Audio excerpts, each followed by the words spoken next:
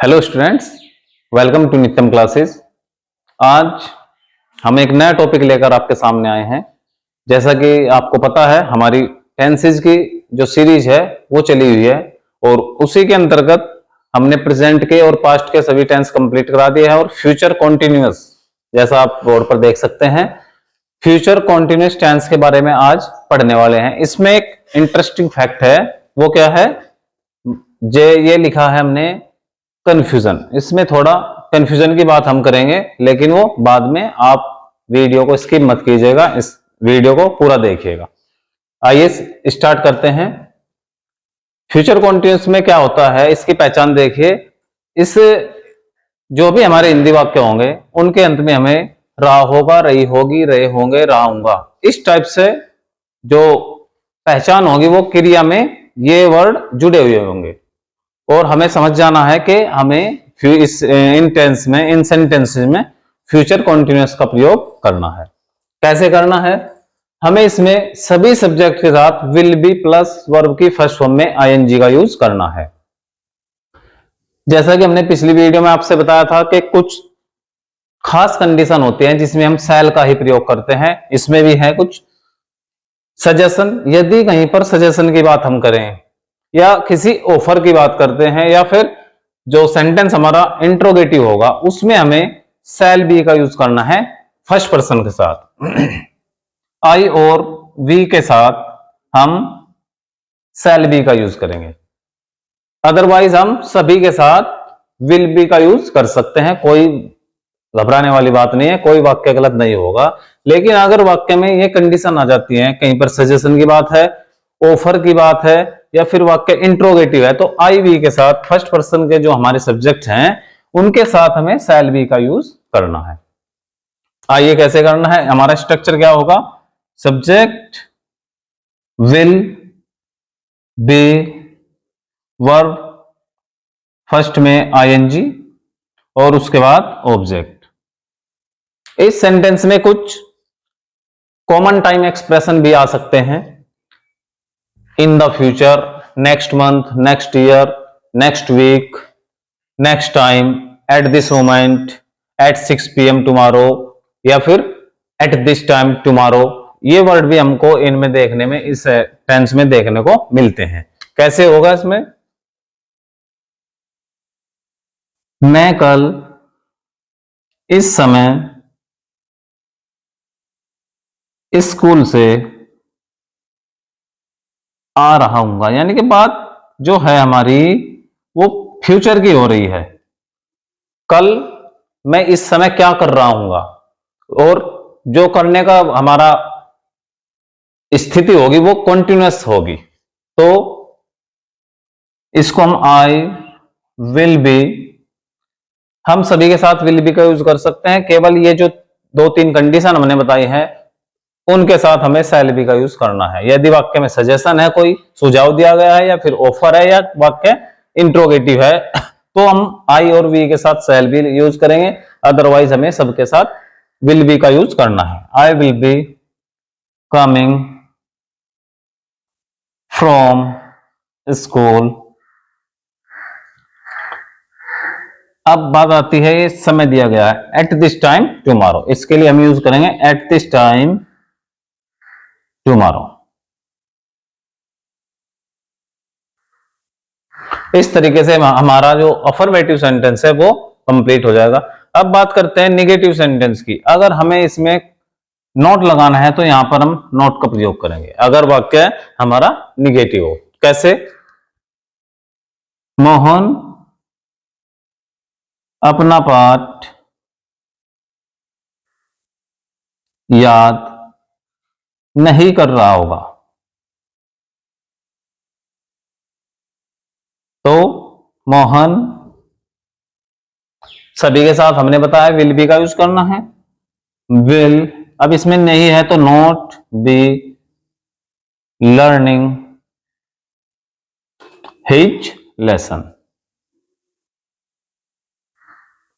इस तरीके से हमारा अफर्मेटिव और नेगेटिव सेंटेंस कंप्लीट हो जाएंगे। अब बात कर लेते हैं इंट्रोगेटिव और डबल इंट्रोगेटिव सेंटेंस की। इंट्रोगेटिव हमारे दो टाइप के होते हैं। अब बात करते हैं हम इंट्रोगेटिव सेंटेंसेस की। जैसा कि हमने पहली क्लासेस में आपको पढ़ाया हुआ है, बताया हुआ है, इंट्रोगेटिव हमारे दो टाइप के होते हैं। पहला सिंगल इंट्रोगेटिव और दूसरा डबल इंट्रोगेटिव। सिंगल इंट्रोगेटिव में क्या होता है, जिसका आंसर हम यस और नो में दे सकते हैं वो हमारा सिंगल इंट्रोगेटिव होता है, और जिसका आंसर हम यस नो में नहीं दे सकते, यानी कि कब क्यों कहाँ आ जाए जिसके बीच में, उसको हम डबल इंट्रोगेटिव कहते हैं। आइए बात करते हैं सिंगल इंट्रोगेटिव की। तो इसमें हमें क्या करना है, सबसे पहले हेल्पिंग वर्ब लेनी है, विल या सेल, क्योंकि हमने बताया है इंट्रोगेटिव में हम सेल का भी यूज करते हैं आईवी के साथ, बाकी के साथ विल भी। फिर सब्जेक्ट, उसके बाद बी, फिर वर्ब की first form plus ING plus object, और क्वेश्चन मार्क हमें लगाना आवश्यक है। कैसे, क्या वे खाना खा रहे होंगे। अब हमें बात करनी है, इसका आंसर हम यस नो में दे सकते हैं, इसलिए हमारा सिंगल इंट्रोगेटिव है। तो वे के साथ हमें विल का यूज करना है, will they be eating food.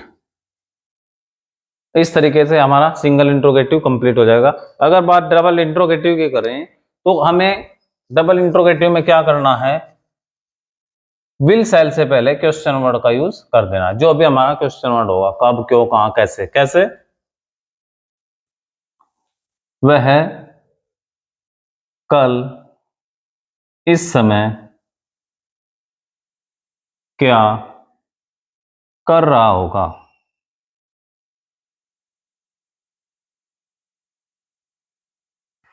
तो इसमें हमारा जो इंट्रोगेटिव वर्ड है वो हमारा क्या आया है, लेकिन यहां पर भी क्या है, यहां पर भी क्या है। फर्क क्या है, इसका आंसर हम यस नो में दे सकते हैं, लेकिन इसका आंसर हम यस नो में नहीं दे सकते, इसका आंसर हमें डिस्क्रिप्टिव फॉर्म में देना होगा। तो इसलिए हमारा डबल इंट्रोगेटिव है। तो यहां पर हम क्या की अंग्रेजी लगाएंगे, वॉट विल, ही के साथ विल, ही बी डूइंग, कब, कल इस समय, एट दिस टाइम टुमारो। इस तरीके से हमारा ये टेंस जो है वो कंप्लीट होता है। लेकिन इस टेंस में भी दो वाक्य आ सकते हैं पास्ट परफेक्ट के, जैसे पास्ट परफेक्ट में मिले थे हमें, ऐसे इसमें भी आ सकते हैं।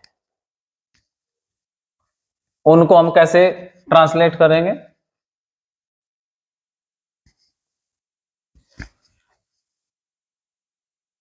मान लीजिए मैं कहूं, जब मैं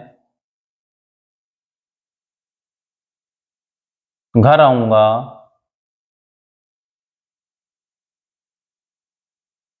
तो वह खाना बना रही होगी। अब ये भी जो हमारा सेंटेंस है वो फ्यूचर कॉन्टिन्यूअस का ही है, क्योंकि पहचान हमने रहा होगा, रही होगी बताई हुई है।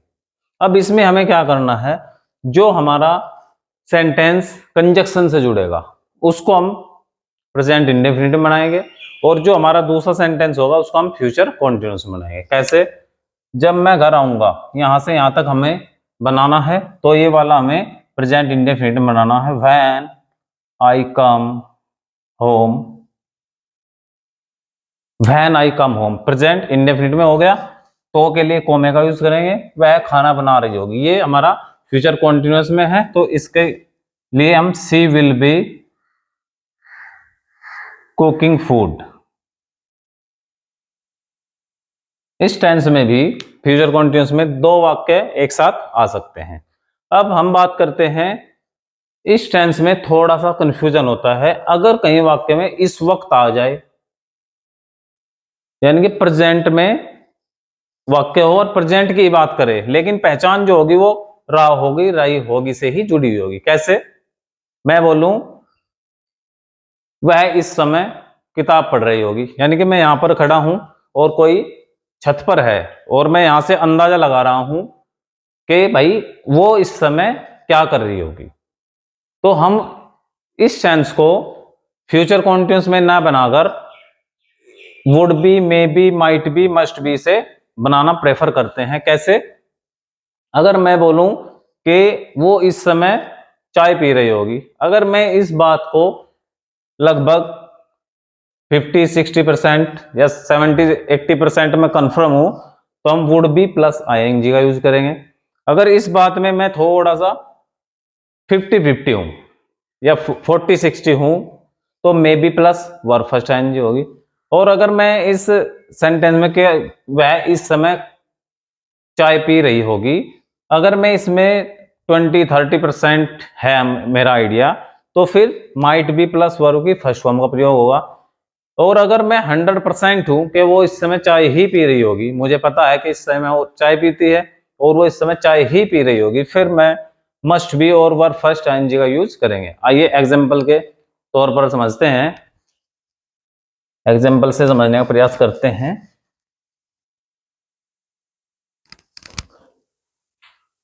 कैसे? वह इस वक्त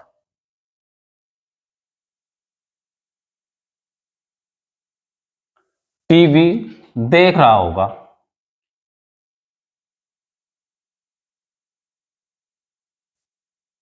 अब अगर हम पहचान की बात करते हैं, तो पहचान इसमें भी रहा होगा, रही होगी, रहे होगे है, लेकिन जो वाकई सेंस है वो चेक कीजिए आप। वह इस वक्त टीवी देख रहा होगा, यानी कि बात प्रेजेंट की हो रही है, ना कि फ्यूचर की। मैं यहां पर हूं, कोई छत पर है और मैं यहां से अंदाजा लगा रहा हूं कि वो इस समय टीवी देख रहा होगा। अगर मैं 70-60-80% हूं, तो वुड बी का यूज करेंगे हम। अगर मैं 50-30% हूं, तो मे बी का यूज करेंगे। और अगर मैं 20-30% अंदाजा मेरा सही है, तो माइट बी। और अगर मैं 100% सही हूं, तो हम मस्ट बी का यूज करेंगे। कैसे? ही, अब मैं इसमें वुड बी, क्योंकि इस वक्त आया है, यानी कि बात प्रेजेंट की कर रहे हैं हम, ना कि फ्यूचर की। ही, इसमें हम वुड बी का यूज कर सकते हैं। Would be watching TV at this time.